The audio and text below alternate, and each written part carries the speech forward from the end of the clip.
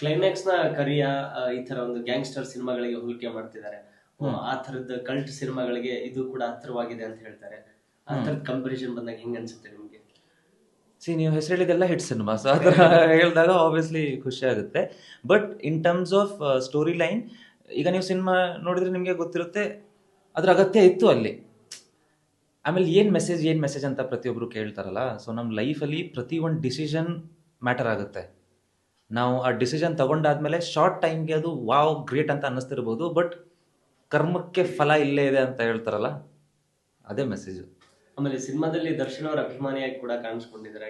ಕೆಲವೊಂದು ಸೀನ್ಗಳೆಲ್ಲ ಆಗ್ಲೇ ಸೋಷಿಯಲ್ ಮೀಡಿಯಾದಲ್ಲಿ ಬಿಟ್ಟಿದ್ರು ಅಭಿಮಾನಿಗಳು. ನೀವು ಅವ್ರ ಕಟ್ಔಟ್ ಮುಂದ್ಗಡೆ ನಿಂತ್ಕೊಂಡು ನೋಡಿ ಭಾವುಕರಾಗುವಂತ ಸನ್ನಿವೇಶಗಳನ್ನ ಬಿಟ್ಟು ಅದನ್ನು ಕೂಡ ಸೆಲೆಬ್ರೇಟ್ ಮಾಡ್ತಿದ್ದಾರೆ. ದರ್ಶನ್ ಸರ್ ಫ್ಯಾನ್ಸ್ ಕೂಡ ನಾವು ಸಾಥ್ ಕೊಡ್ತೀವಿ ಅಂತ ಹೇಳ್ತಿದ್ದಾರೆ. ಇದರಲ್ಲಿ 2 ಕಾರಣ ಇದೆ.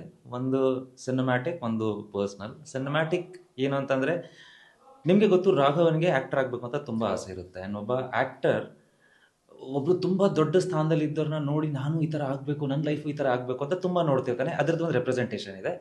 ಪರ್ಸ್ನಲ್, ನಾನು ಒಂದು 2-3 ಸಲ ಹೇಳಿದ್ದೀನಿ ಇದನ್ನು ಆಗಲೇ. ಅಂದರೆ ನನ್ನ ಸೀರಿಯಲ್ ನೋಡಿ ನನ್ನ ಮನೆ ಕರೆದು ಏನು ಅವರು ವೆಲ್ಕಮ್ ಮಾಡಿದರು, ಏನು ಅಷ್ಟು ಪ್ರೀತಿ ತೋರಿಸಿದ್ರು, ಏನೊಂದು ರೆಸ್ಪೆಕ್ಟ್ ನನಗೆ ತೋರಿಸಿದ್ರು, ಅದಕ್ಕೆ ನನ್ನ ಕಡೆಯಿಂದ ಒಂದು ಚಿಕ್ಕ ಗ್ರ್ಯಾಟಿಟ್ಯೂಡ್ ಅಷ್ಟೇ.